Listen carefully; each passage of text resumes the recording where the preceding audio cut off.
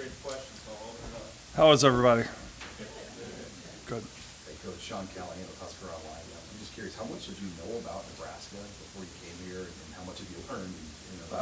I mean, I knew it as a fan, and Coach has said it, multiple times. Just if you're a football fan, especially in our age demographic, I mean, Nebraska is a big deal. And I knew just from a fan aspect, just the history of Coach Osborne, Coach Devaney, all the stuff, all the great wins, the national championships, the traditions, Memorial Stadium, the fan base. It was just whenever Coach Rule started talking about Nebraska, I mean, it got us going. Exciting. Marcus, initially looking at athletic, can you discuss your association, your feelings with Coach Rule? See on paper where they go back to, but what made you eager to make this move and follow him here? We go all the way back to 2005 at Western Carolina. And, I was with him. I was his first coordinator at Temple in 2013, and we've been together really ever since. Even though I've been at different jobs, we're still, really, really close. I think the one thing is just the like mindset that we have. We expect football to be played a certain way. We expect coaches to coach a certain way.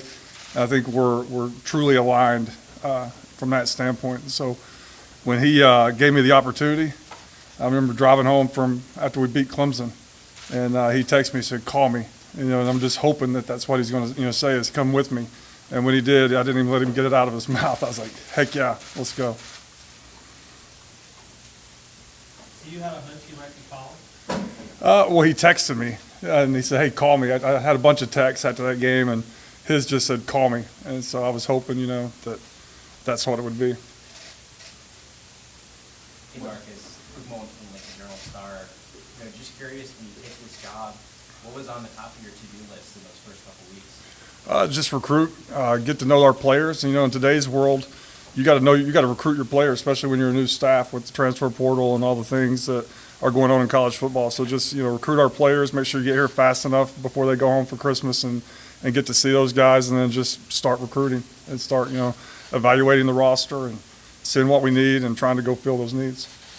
Andy Kennedy from KTV in Omaha. When you're looking at the roster and what you see on film, what would you describe as the big position that we need right now? I think receiver is a spot that we need to build. We've got some good receivers. I just think that we need to build the depth there and the different types of receivers. You don't want them all to look the same and be the same. You need different types of body types and stuff. So I think just filling some needs there, and I think we did a really nice job of that. Really fired up about the class we have coming in from the first signing day. And I think that we can continue to do that this month. What worked at the end of the year for you? Just again, it's the same mindset as Coach Rule, just development and not being stubborn in a bad way, but just continuing to believe in what we believe in and continuing to coach. And I think just watching Spencer Rattler, just his development, how he played at the end of the year was just a culmination of hard work that started from last spring all the way through the season. And if you do that and you trust that and you just keep developing, keep coaching, you're going to end up playing well at the right time, which is at the end of the season.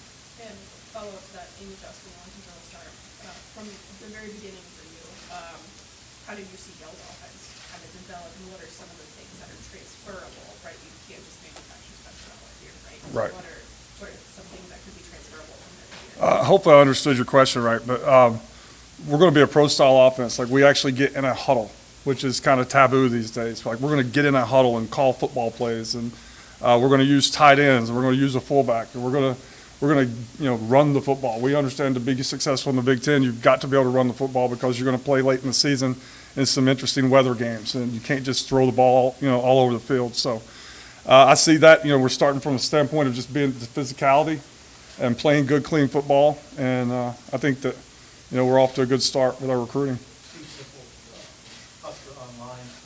Do you have any sense of what that means for the Nebraska transfer? You're going to use a fullback? Yeah, I've heard it. Yeah, and it's interesting. I coached at the University of Tennessee at Chattanooga, and we opened up against Nebraska in 2011. And so if you want to do something fun, go look at the first play that I called that day. I guess it was the first play of the season for us here at Memorial Stadium. What was it? You have to go research it. It's on YouTube.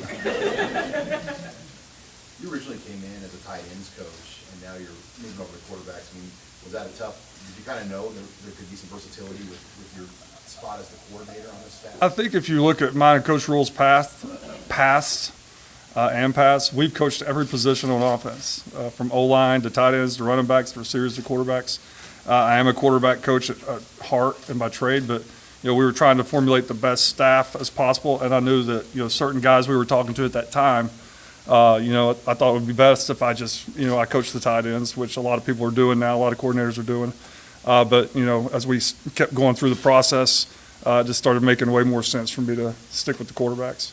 Why is it important for a coordinator and a head coach, by the way, to coach all over the field as you get attacked? I think it's crucial just because you know what the issues are at each position. So as a coordinator, sometimes if I've only coached quarterbacks my whole life, I may put those running backs, tight ends, and offensive line in weird situations, asking them to do things that maybe aren't sound. So especially offensive line, getting to coach the offensive line with the Panthers. Like, I know how to protect those guys now. Like, when I was younger, I probably put them in some bad situations, 5-man protections, not helping them, So we have, kind of understand tricks of the trade when you coach all those spots that you can help your guys be successful and keep them out of harm's way as much as possible. Coach, why do you like that? Why do you You don't really want to go down this path, I don't think, but I'm on a crusade about the huddle. Like, the huddle is the heart and soul of football. You cannot teach the leadership moments. You can't script the leadership moments that happen in a huddle. If you talk to any football player that played in a huddle, they're always going to talk about funny things that happen in the huddle. This guy was puking in the huddle. This guy ripped my what in the huddle. This guy, Joe Montana goes in the huddle and says, hey, we're getting ready to go down 75 yards and win this game. So there's all these moments that happen in a huddle. And then I think, how do you ask your quarterback to be a leader if he never talks? Today's football has become, clapping my hands for a snap count, and the coach is signaling plays on cue cards. And then they complain about the quarterback not being a vocal leader. Well, when does he have a chance to lead? And I think in a huddle, and the way that we play football, it gives our quarterbacks, a chance to be a vocal leader on our offense. Speaking of quarterbacks, you got 4 quarterbacks that have started Power 5 games on this roster. How do you kind of manage that and decide kind of what direction you want to take that room? Well, coming from, I don't know if you've seen my past, but I played a GA at quarterback my first year at South Carolina. So to have the depth in the quarterback room is really exciting. And obviously I've not gotten to coach any of the guys we have yet, but just the potential and the depth that we have in there. And I'm excited about every kid in there. There's a couple of those young guys that I watched, in recruiting when I was at my other place that I was excited about. So it's a good room. It's a good problem to have. What's the origin of your huddle obsession? Probably just being stubborn and old school. Like, it's not offensive, but I just get so tired of, teams trying to run 100 plays, signaling plays on the cue card, clapping their hands. I don't know. I just think football's, meant to be played a certain way. And the huddle keeps us there and keeps us aligned. What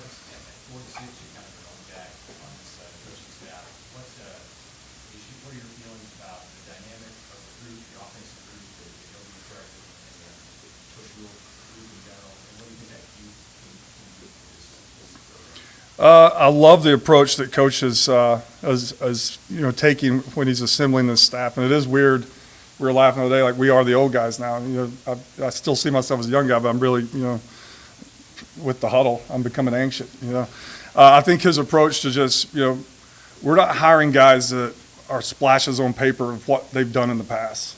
I think that when you see Coach and you understand his mindset and his brain, he is unbelievable at developing players, and he's unbelievable at developing coaches. And he's going to put together a staff, and he's putting together a staff on offense that is energetic, that is brilliant, and not me. And we're going to have brilliant ones there that are going to help me, stay out of trouble. But energetic, brilliant, guys that care about their players, guys that love the game of football, guys that, again, are committed to each other and being aligned with Coach Rule. So I'm excited about the guys that we're talking to. Obviously haven't announced everybody, but it's going to be a great staff. I know you really got the chance when you first got here to get out on the road in the state of Nebraska and go to some small towns, go to Omaha. What did you think of what you saw there at those high schools and those players, and how they were a piece of building this program? Well, I've never been to Nebraska until I went out on the road recruiting. It was really cool.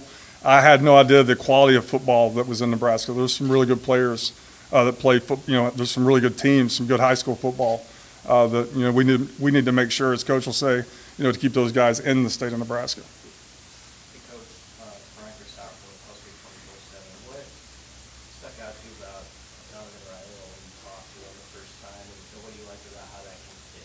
I love him. When you come and you're taking a new job, there's all those weird situations with the coaches that are on the staff. Are they going to stay? Or are they going to be kept?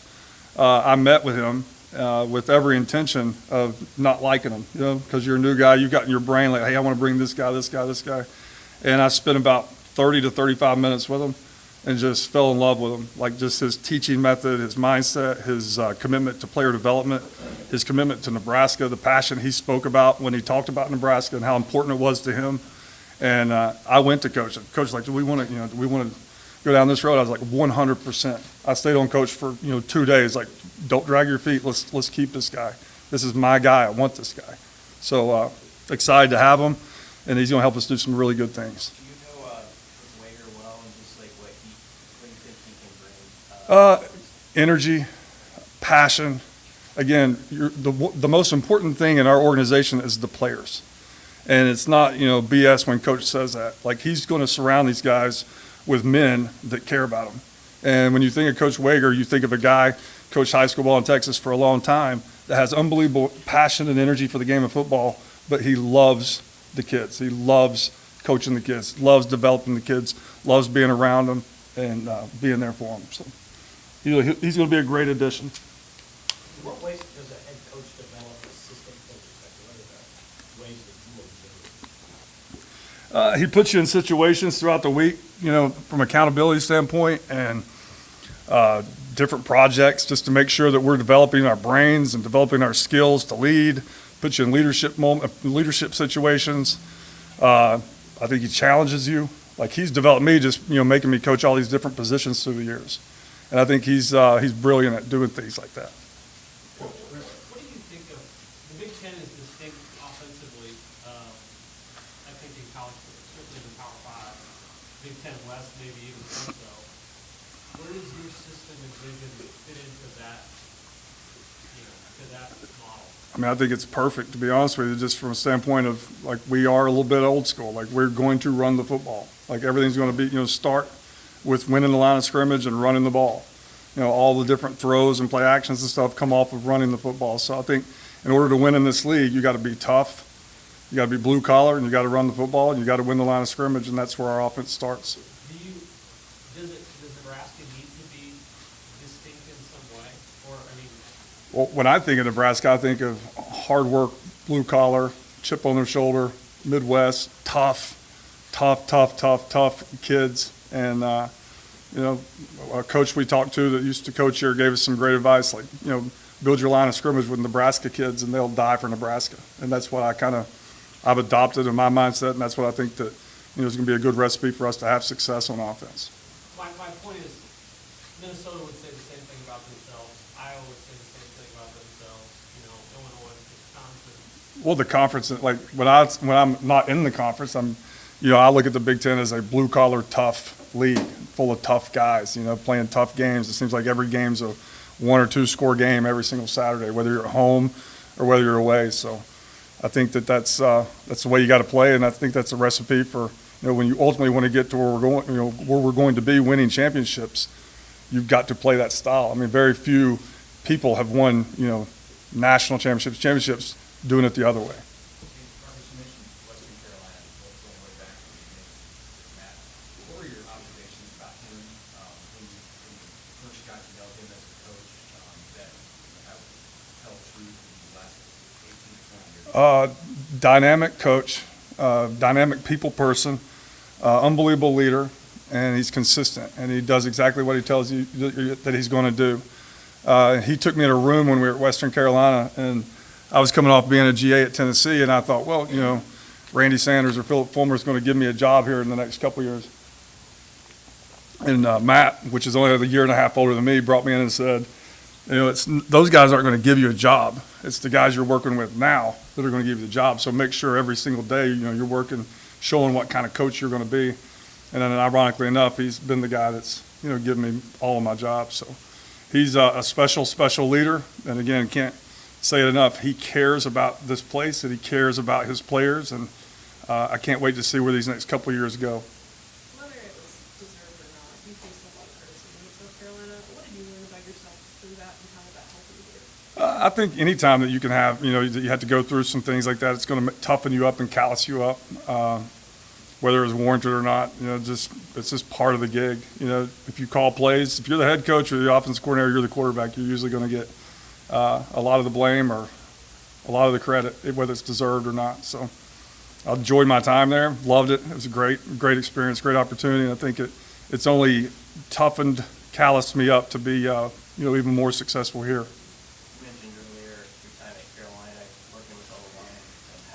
Could you expand on just how beneficial that experience was as you go forward now? Yeah, I was scared to death when he said, "Hey, you're going to be the assistant O-line coach." And I was like, "What?" Like, I've never coached O-line in my life. And to coach those guys, it was an unbelievable experience just because those are the heart and soul of your team, those O-linemen, especially in the NFL, the pros.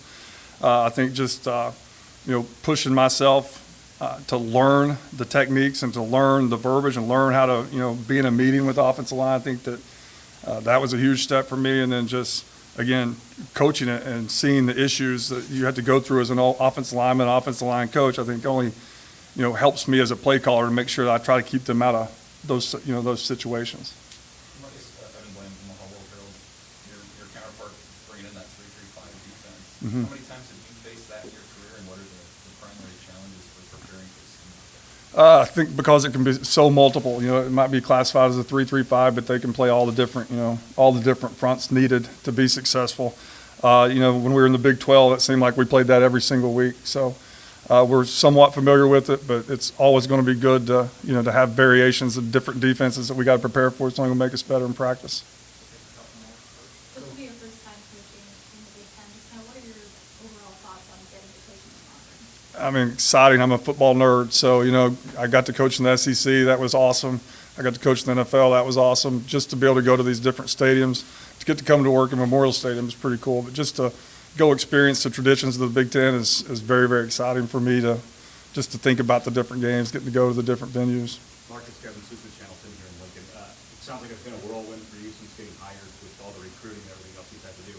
Have you had a chance to learn Lincoln, and what are your impressions just of the city and the state? I haven't had a chance to learn it other than just, we're staying at the hotel, and I know all the little restaurants and stuff that we go eat every night, but it seems like a great place. I mean, I'm ready to get my family out here, let them see, what all the fuss is about and get them moved out here, but really enjoyed it so far. Coach, you talked about the quarterback depth, and you mentioned your willingness and want to run the ball. How do you feel about the depth of running back? We're always going to be trying to find, to create and build the depth of each position group. I haven't coached those guys. I've watched them and I haven't felt them yet. You know what I'm saying? I haven't been on the field. So I can only really feel what I saw on tape. I think that, we've got a good room there. I think that, they were productive at times last year and will continue to be productive, moving forward. So until I can really see them and feel them at that position, it's kind of hard to make a judgment. What's your philosophy on quarterback run game and maybe how it's evolving in college football? I think it's crucial. It's absolutely crucial.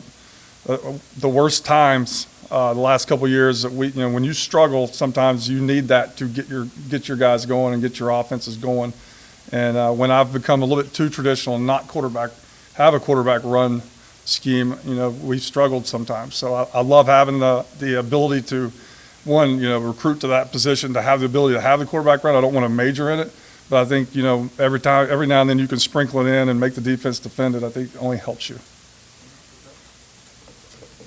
Thank you, guys.